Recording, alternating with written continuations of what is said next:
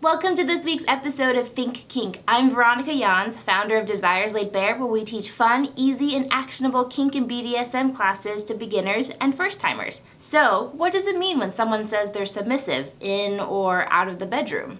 Why would anyone want to be submissive? What if you're a take charge kind of person? What if you run a business empire or you're head of your law firm? Can you still be submissive then?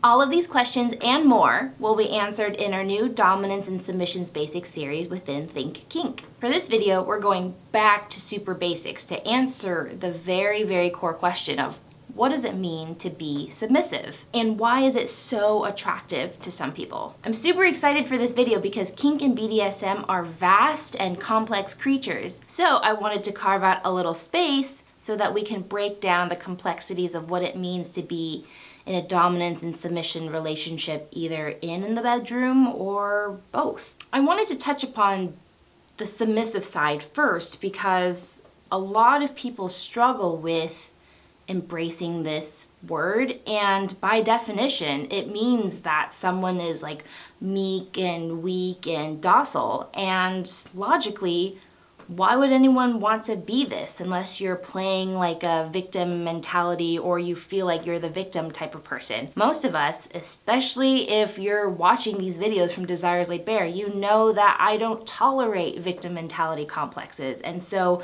I know that there's no room for that to be here. If you have this mentality and you like to blame your problems on other people, then kink and BDSM is not right for you at this time because it's just not safe. To me, I think people really get hung up on the definition of being submissive. And while someone is submissive to their partner, it doesn't mean that they can be weak or docile or meek, because a lot of the submissives that I know are extremely alpha. They run their own businesses, like me. They are head of their practice, whether they're doctors or lawyers, or they are stay-at-home moms who run the household so well with 3+ kids. Being submissive gets a bad rap because there isn't an adequate word to describe who we are. The best way that people have come to describe the other half of like the yin and yang is submission. So, to answer this week's question of what it means to be submissive, the most basic definition out there in the kink world is that as a submissive, you have the desire for someone else to take charge of the relationship, or you have the desire to have someone else call the shots. Now, how much do you want someone to take control or to call the shots or to lead? That is entirely up to you and your partner to discuss. Let me give you some examples of both in the bedroom and out the bedroom, because you may just be interested in being submissive in the bedroom to start, and that's where you feel most comfortable.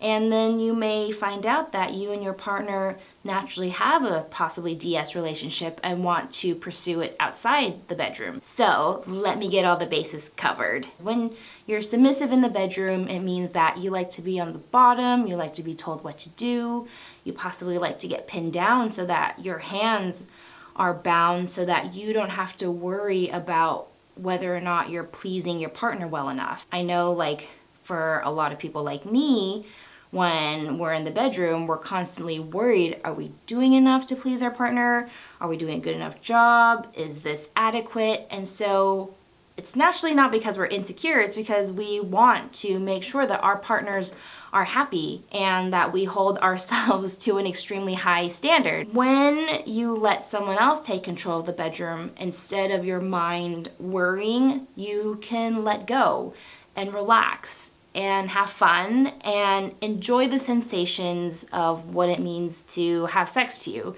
instead of worrying non-stop. Outside the bedroom, I like to use food as an example because it's most widely understood and can be easily adopted to different areas of your life. So, to be submissive in a relationship outside of the bedroom, an example with food could be you can negotiate with your partner that you don't want to decide what to cook or eat for dinner every week. Sure, I have preferences and I have what I like, but I actually love all food, so it's not a big deal. And if I do have preferences that I feel like I want to eat Italian one day, then yeah, I'll say something and talk to my partner.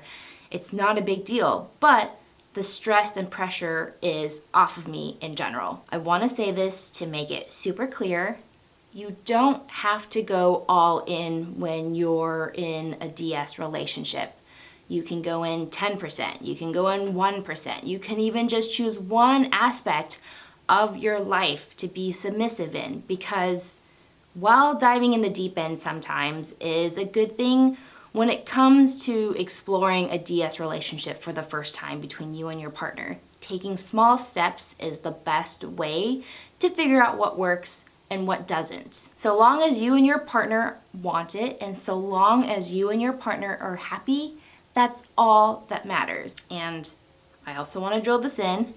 Being submissive does not mean you can't think for yourself. I know I can take care of myself. I know that I'm a very, very independent and self-reliable person, and I don't need to be in a relationship where someone else calls the shots, because let's be real, as an entrepreneur, I call the shots every day, so I know how to call the shots. People who know they have control over what happens in their lives live such a more empowered life, and it makes the DS relationship so much more fulfilled.